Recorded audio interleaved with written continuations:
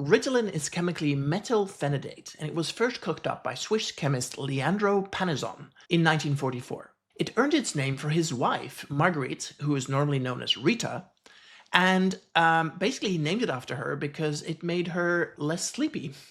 11 years later, in 1955, the FDA gave it the green light, not for ADHD at the time because the term hadn't been coined yet, but for conditions like narcolepsy, depression, and even chronic fatigue. Just a few years later, in 1962, SIBA started marketing it to children to manage behavioral issues. The childhood hyperactivity issue wasn't officially labeled in the DSM until 1968, under a name as long as its chemical formula. It used to be called hyperkinetic reaction of childhood, and the term ADHD didn't appear until 1987.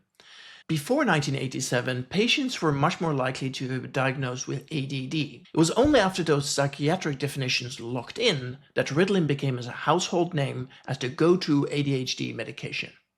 So, how does it work? In the brain, Ritalin blocks the reuptake of dopamine and norepinephrine, increasing their availability in synapses, essentially giving the brain's focus circuits a caffeine-like boost.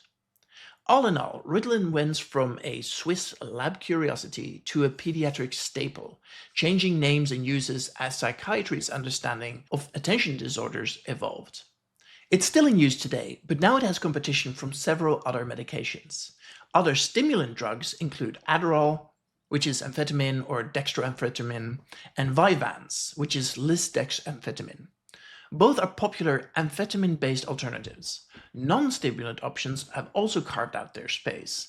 There is Statera, which is kind of a lot like Ritalin actually. It's a reuptake inhibitor as well, which is helpful but much slower to act. There's also Intoniv and Capvey that are alpha-2 antagonists. They were originally for high blood pressure, but they're now used to smooth out ADHD symptoms. And there's also Qelbree, which is a newer non-stimulant medication approved in 2021. Doctors may also prescribe off-label options like Wellbutrin or even modafinil for adults. They all have their own pros and cons and pace of action. So while Ritalin continues to hold its place in the landscape, today's ADHD treatments offer a pretty wide menu, and it invites doctors and patients to match the right drugs to each individual's needs. The most important thing I wanted to mention is that if somebody puts you on a drug that doesn't quite work for you, know that there are other options available.